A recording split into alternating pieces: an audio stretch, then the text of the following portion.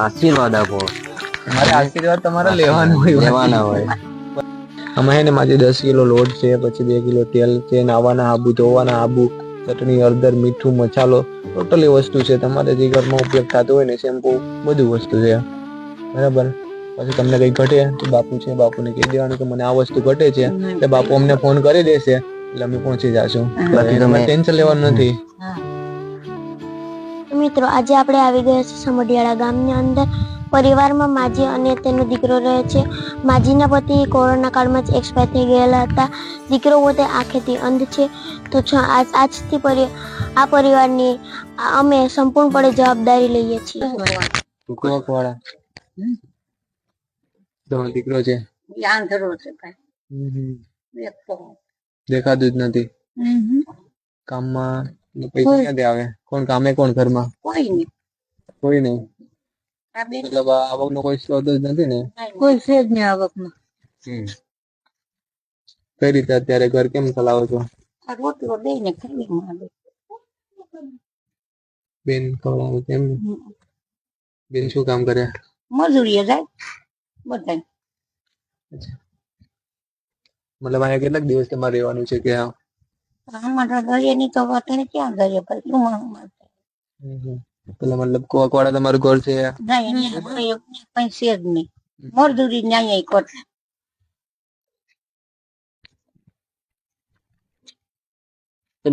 ઉંમર કેટલી થશે તમારી? એ તો કઈ નહીં ખબર ન હોય કેમ મારે. કેટલા દીકરા? એક જ દીકરો છે પણ આ શકે આંધળો એમાં 3-4 લાખ નાખો. એનો બાપુ રીક્ષા. દાદા ઉપને કેટલો સમય થયો છે? 2 વર્ષ થઈ ગયો. 2 વર્ષ કોરોનામાં. હા, 2021 થઈ ગયો. પછી આવે પેલા એમ ને? દાદા હું કામ કરતા? મજૂરી વેલું વાર જાતા ને ખાતા. હું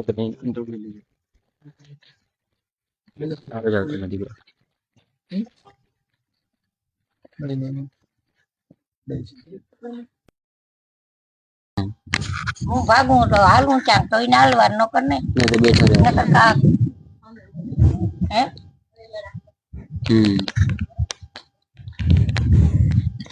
ત્રીજું ભણતા ત્યાંથી કે 3 વર્ષના હતા ત્યાંથી? ને 8 વર્ષ નો હતો ને ત્યાંથી. ત્યારથી એમ થઈ ગયું છે. ધોરું કોતાવ આવી ગયો ને માં નસો પાછળનું ખેંચાઈ ગયું. પછી આ એના બાપ આવ્યા, તેના બાપ ને કોરાડા નતો, તેના બાપ ઓફ થઈ ગયા. મતલબ તો બહુ તકલીફ પડતી હશે ને ભાઈ ને ખવડાવવું ને બધું? ખાઈ તો મળી આઈપે ખાઈ લે, એવું કઈ તકલીફ નથી. પણ હવે મારે તો ફેરવવો જ પડે ને પેલો. મતલબ કઈ દેખાતું જ નથી એમ? કઈ દેખાતું હાવ ધબડો અંધારું એમ ને? એ જાવવા આવવા માટે ને સાથે એને હું હોય ભેગી એટલામાં તો ફેરા કરું.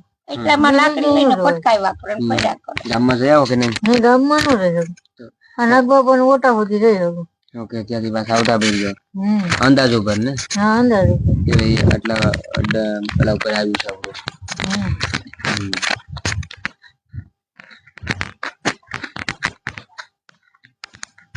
બેનો 5 છે. બધી હારે આ એક ગામમાં છે.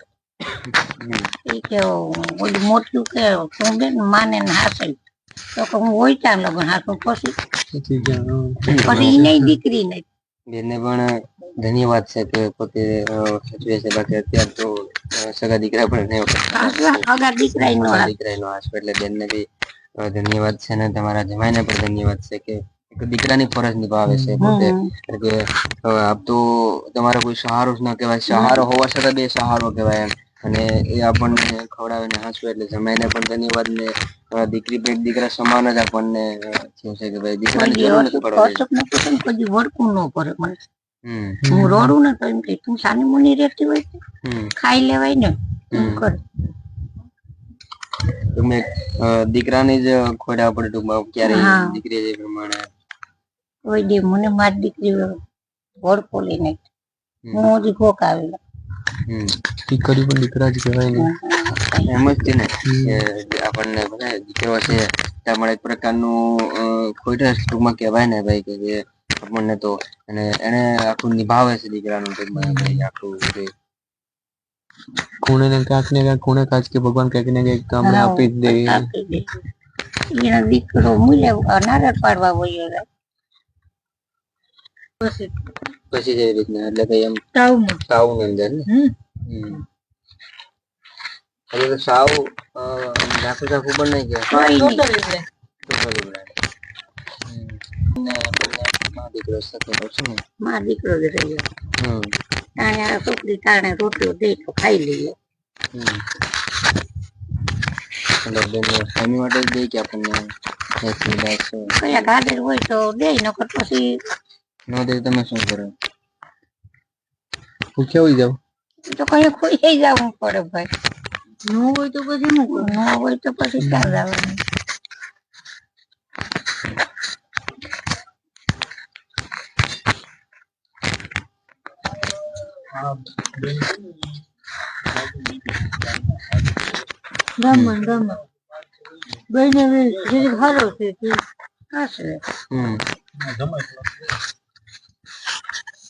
શું કામ કરે?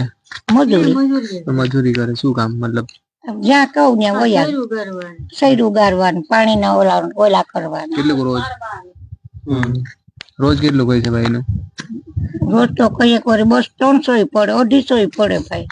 એટલે એમ કે માન કરે હાલે એમ ને એવું ને? હા એવું. અમે છે ને આપણા જેવો કોઈ પરિવાર હોય અને અમે આવું પરિસ્થિતિ હોય કે જેને કોઈ આવકનો સ્ત્રોત નથી, જેમને આગળ પાછળ કોઈ ના કોઈ સૌ નિરાધાર, આવા લોકોને અમે તમામ પ્રકારનું રાશન અમારા તરફથી અમે આપીએ છીએ. જ્યાં સુધી અમે હયાત હોય ને જ્યાં સુધી તમે હોય ત્યાં સુધી અમે સંપૂર્ણપણે જવાબદારી. એટલે આપણે અહીંયા સમઢિયાળા ગામની અંદર 4 પરિવાર અમારી પાસે હતા. બાપુએ તમારી યાદી આપી કે આ એક પરિવાર આવી રીતના છે, તો ભાઈ કીધું હાલો આપણને એમને પણ મળી લઈએ. એટલે અમે આખું આપણને જે કરિયાણું તમને જોઈએ એ તમામ વસ્તુ અમે તમને આપીશું. એમને તમે જે કહેશો કે જે કરિયાણાની અંદર તમામ વસ્તુ અમે તમને આપશું.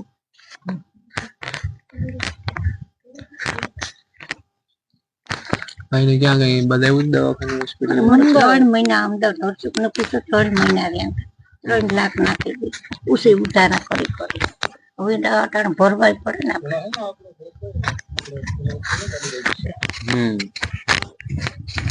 એની સાથે સાથે ટૂંકમાં રહું છું. હમણાં માંદી થઈ ગઈ હતી ને તારને આ સ્થિતિ વેરાવા સોરવા દાખલ કરી હતી. મારી દીકરી કે મારી માં મરી જાય એ પછી મારે ભેગી રહી. ચિંતા થાય ને મને. હા પડી નથી પણ તાત્કાલિક 108 બરકાવીને લઈ ગઈ હતી. સારું ને અત્યારે જમાઈ હારાય એટલે રાખે, બાકી આવા સમયમાં તો કોણ પછી જે આપણી પરિસ્થિતિ હોય એ પરિસ્થિતિમાં જીવવું પડે. એટલે કોઈ આધાર ન હોય તો શું કરી લેવાનું? આધાર તો કઈ છે જ નહીં. કોઈ પ્રકારનો આધાર બીજો દીકરો નથી ભાઈ. વાના આંધ્રા ને મારે જ પહેરવાનું. કોઈ આવકનો કોઈ સ્ત્રોત નહીં, કોઈ પ્રકારનો ખેતર પાણી કે નહીં, કોઈ વસ્તુ નહીં. એટલે અનાજ પૈસા તો ઠીક છે પણ ખાવા માટે પણ કઈક જોઈએ ને. અને એમનું પણ કઈ પેલું નહીં તો કોઈ દયાળુ હોય તો આપણને થોડું ઘણું જેવું આપે તો આપણને નીકળી જાય.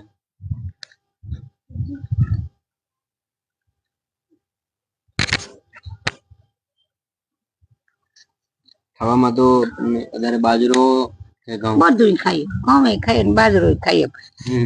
કારણ કે અમે મોસ્ટ ઓફલી છે ને પહેલી વખત જ્યાં જાય ને આ ઘઉં નો જ ટૂંકમાં આપણને પરિવાર પ્રમાણે આપતા હોય છીએ. હા કઈ વાંધો.